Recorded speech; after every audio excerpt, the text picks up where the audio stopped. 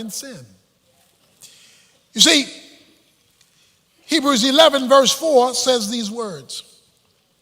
By faith, Abel offered to God a better sacrifice than Cain, through which he obtained the testimony that he was righteous.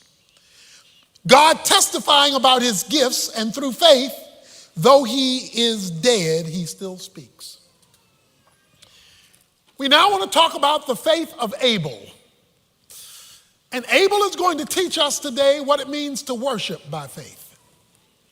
What it means to worship by faith. Now, each of these stories comes from the Old Testament. So to fully understand what the author of Hebrews is saying in the New Testament, you need to go back to the Old Testament story. The Old Testament story of Cain and Abel is found in Genesis chapter 4, the first book of the Bible. Abel is the first man of faith because, unlike his mother and father, Adam and Eve, he didn't get to live in a perfect environment and see God face to face, because initially sin had not entered the world. But when Adam and Eve sinned, they were removed from the presence of God. When they were removed from the presence of God, God slew an animal to cover them, emblematic and symbolic of the removal of sin by blood. God slew an animal and covered Adam and Eve. Remember, they tried to cover themselves with fig leaves. They went out and used God's creation to cover themselves. God slew an animal to provide a covering. Stay with me. God rejected their ability to cover themselves, and God created a way for him to cover them. The Bible says in chapter 4, verse 1, that Adam knew Eve, and she gave birth to the first son, and his name was Cain. She gave birth again, verse 2, to his brother Abel. Abel was a keeper of flocks. Cain was a tiller of the ground. Here it is, verse 3. So it came about in the course of time that Cain brought an offering to the Lord of the fruit of the ground. Abel, on his part, brought the firstlings of the flock and their fat portions, and the Lord had regard for Abel and his offering, but for Cain and his offering he had no regard. These two boys were raised in a God-fearing home.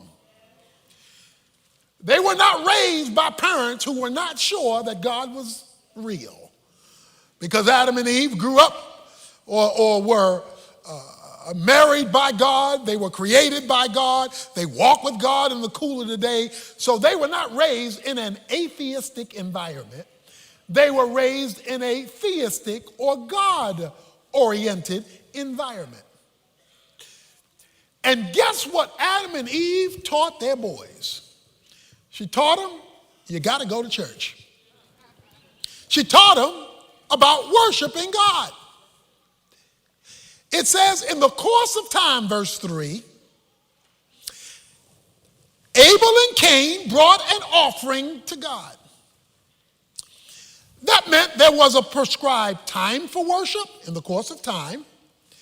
There was a prescribed place of worship because they brought their offerings to a location. So God had given them the time, God had given them the place, and then there was a prescribed way of worshiping. We know there was a prescribed way because he rejected Cain's offering and accepted Abel's offering. So one person did something right, the other person did something wrong. One person did it the way God wanted it, the other person did not. Cain worshipers and Abel worshipers, because both of them went to church. Both of them went to the place. Both of them did the activity, but only one of them was accepted. I want you to know, whether you're a Cain worshiper or an Abel worshiper, So that if you're an Abel worshiper, you'll keep worshiping like Abel. And if you're a Cain worshiper, you'll switch over quick. And you'll see why. So we've learned thus far, it is possible to go to worship and have your worship rejected. To have God said, you wasted your time this morning. When it came to their worship, this showed both boys believed in God because they came to worship. Neither was an atheist. Both desired for their presence to be accepted by God. And you'll see in a moment, Cain gets ticked off when his isn't. Because Cain ran into the problem that many of us run into, watch this, and that is wanting to worship God our own way. Now, in other words, wanting to worship God like I want to worship him, not like he expects me to. So here they are. The two boys go to church, so to speak, to use New Testament language, to worship. When they go to church to worship, we see their offerings, what they brought to God. It says, Cain brought an offering to the Lord from the fruit of the ground, verse 3. Verse 4, Abel, on his part, brought the firstlings of the flock and their fat portions. And the Lord regarded Abel's offering. He didn't regard Cain's offering. Something was wrong with what they brought. What was wrong with it? Cain went and he got some tomatoes, some cabbage, whatever fruit he brought, whatever it was, and he put it on the altar and he says, here it is, God, I've come to church. Abel brought the firstlings of the flock and their fat portion. Here it is, God, I've come to church. God had regard for Abel's offering, which means he consumed it, because whenever God accepted your offering in Scripture, he would consume it. Abel's offering was sitting on the altar and nothing. God didn't snatch it up. He had no regard for it, or to put it in everyday language, he said, I ain't doing nothing with that. I can't accept that. What you mean, God? I've been working all week. I've been tilling the ground. I brought you my stuff. God said, I can't use that. You see, God had already told Adam and Eve, and therefore through them Cain and Abel, that to come in my presence, you must deal with sin. To come in my presence, you must deal with sin. And the only way to deal with sin is through sacrifice. I slew an animal to deal with the sin of your mama and your daddy. Abel brought a sacrifice to deal with his sin, and you're bringing me fruit. You want to worship me without dealing with sin.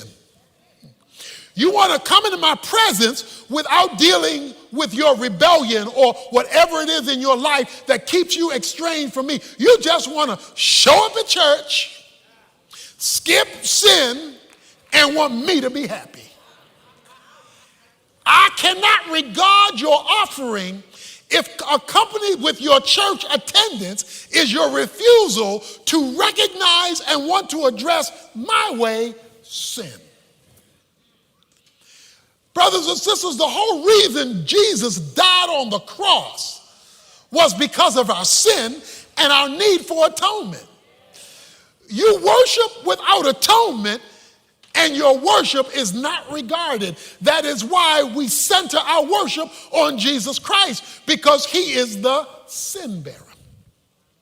So the first thing that Cain did, or did not do, that Abel did, was he worshiped God in a way.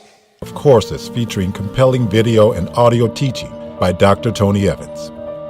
Each course follows a scripture-based curriculum that you will find to be timely and challenging.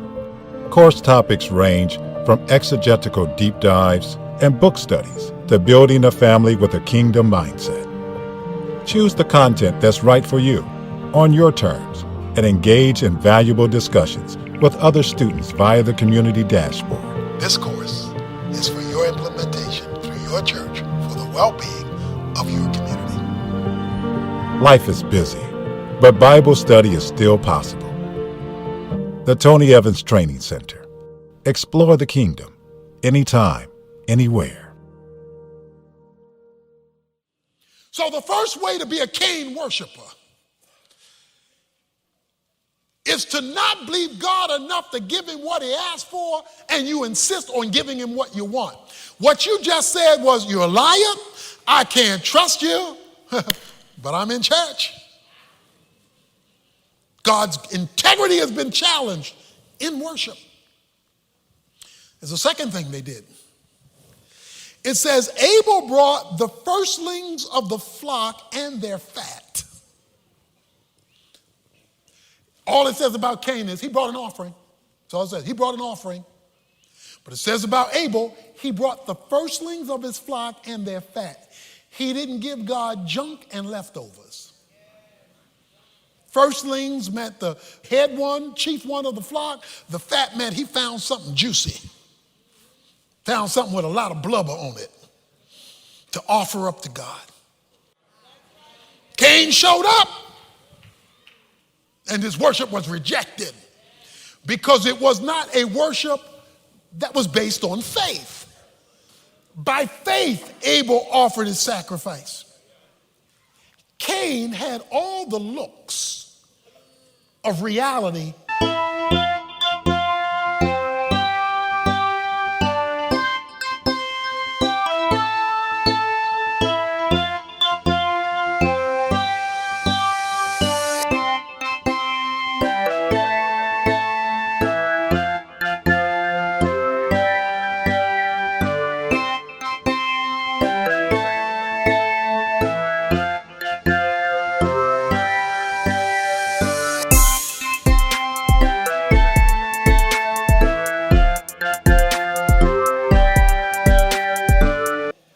But he was actually a facade of religion.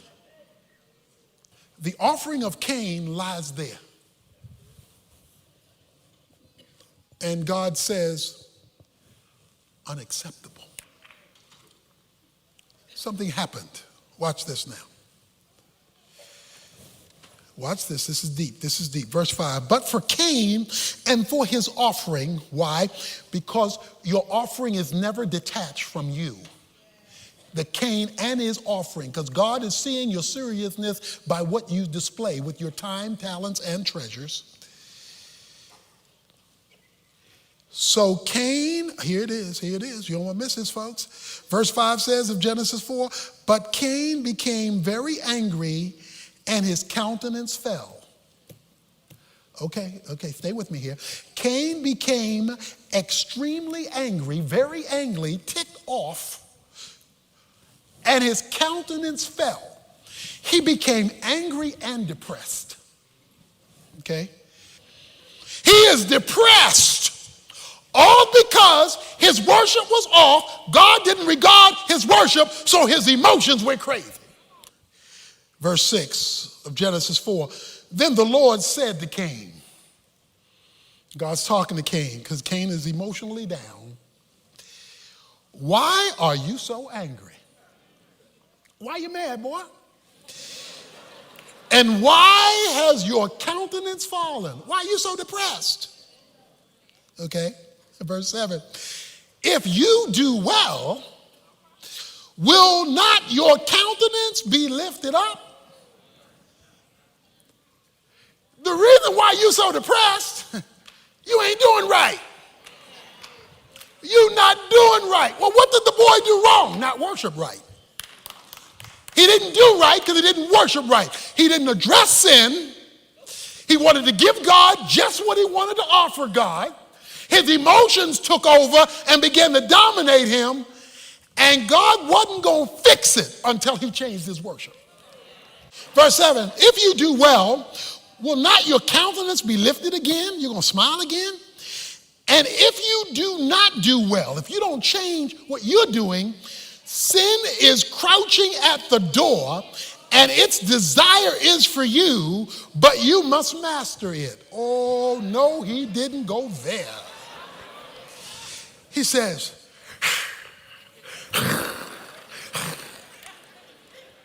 sin is crouching at the door. That means that's a picture of an animal that's getting real low, ready to.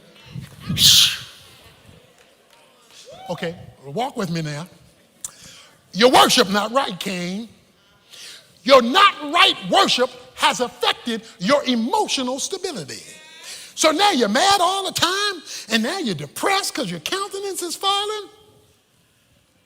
And we got an animal at the door ready to pounce on you. The animal at the door is called sin.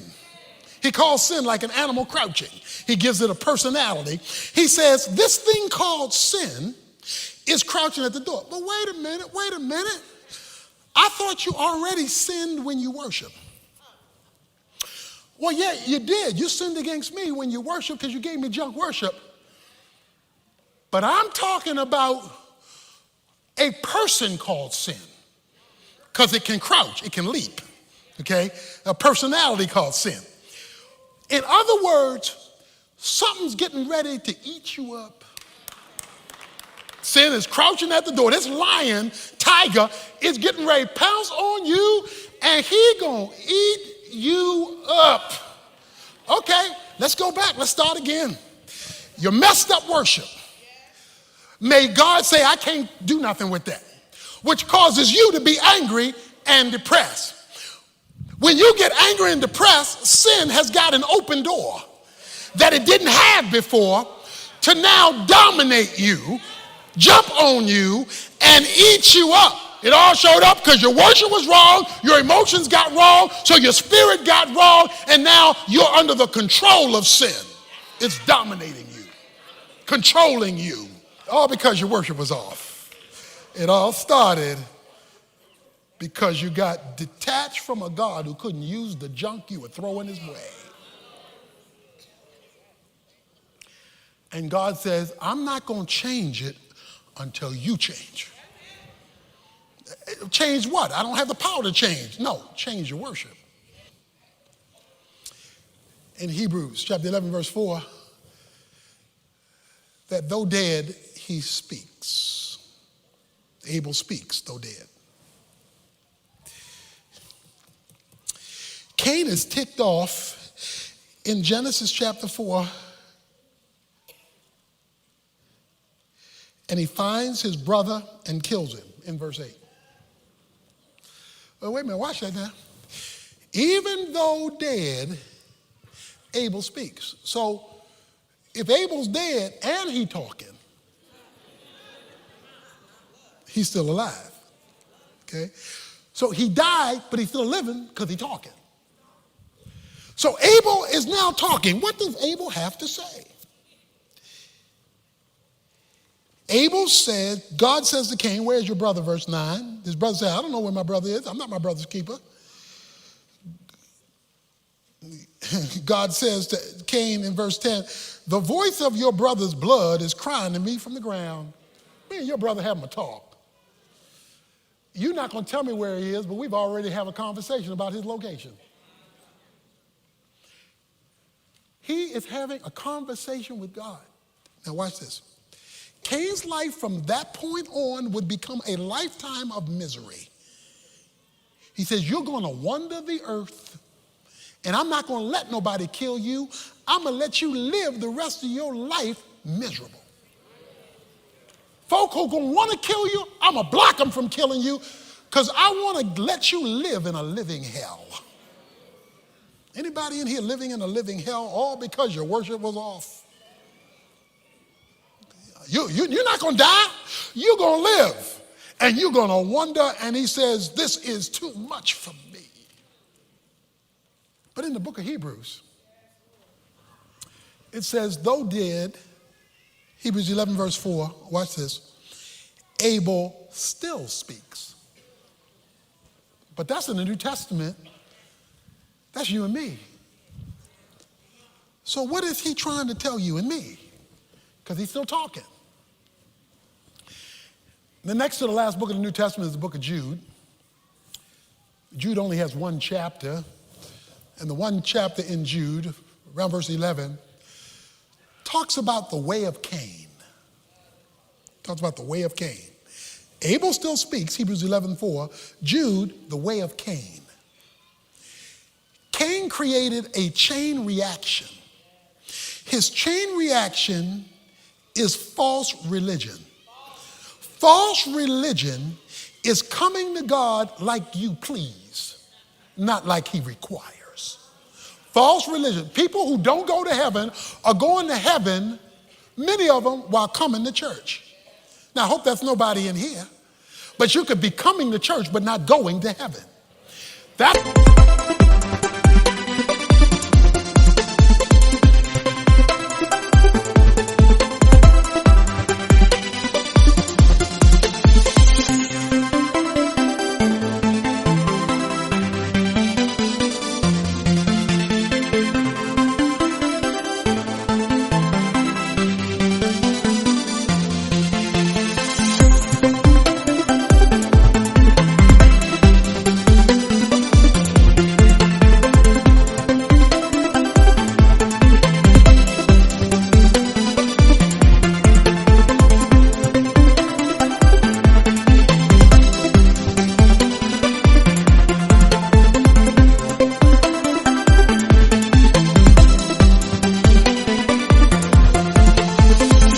Because you're using your own way to get there. God has prescribed that there is no other way to salvation other than through Jesus Christ. You trying to work your way to heaven and trying to make heaven your home. Well, you're going to be duly surprised when your worship was rejected, because no man is saved by their works. They're only saved by the finished work of Jesus Christ on the cross. You come to God through Christ, not through being a better, nicer person. So if you go the way of Cain, you're going to wind up wandering forever. That is the biblical definition of hell. But Abel still speaks. And what is he saying to you and me today? Very simple. Abel is saying to me and to you and to us today, you come to God by revelation, not by human reason. Let me say it again. His message is the only way God will accept you coming to him is by what he reveals, not what you think, not how you were raised, not what your mama said, not what your daddy said, not what your friend said, not what the media says. Unless what they said is what he says, you ought to make your decisions by revelation, not by what you can conjure up or I can conjure up in my puny, finite mind. Because the only thing I conjure up in my mind is what my mind can partake of. Human reason. But what faith is, are things that are not seen, are things that are beyond me. But because God has integrity, I move on what he says, not on what I feel, not on what I think, not on what I heard, not on what my reason tells me, unless it is consistent with what he's revealed. That's the message of Abel. And it starts with your worship. Are you giving God the time, the talent, and yes, the treasure that he's asked for? And are you giving it to him first? Or are you throwing in some Fruit Loops? You're throwing him what's left over. By the way, let me tell you something about Fruit Loops. Fruit Loops are a bunch of different colors, but they all taste the same. No matter what the color is, the Fruit Loops all taste the same because they made up of the same stuff. I don't care what you throw in God's way and what color it is. If it's not what he requires, it all tastes the same. It is unacceptable to God. But let's close by reversing it. You give him the worship he requires. Your emotions stay intact. Sin has to stay behind the door because it doesn't have emotions to piggyback on. And you won't wind up worse than you started because God will have regarded you. And by the way, Abel needed one lamb for one person. When God established the Passover, it was one lamb for one family. Then he had the Day of Atonement, and it was one lamb for one nation. God, especially when you don't see him, sometimes you have to worship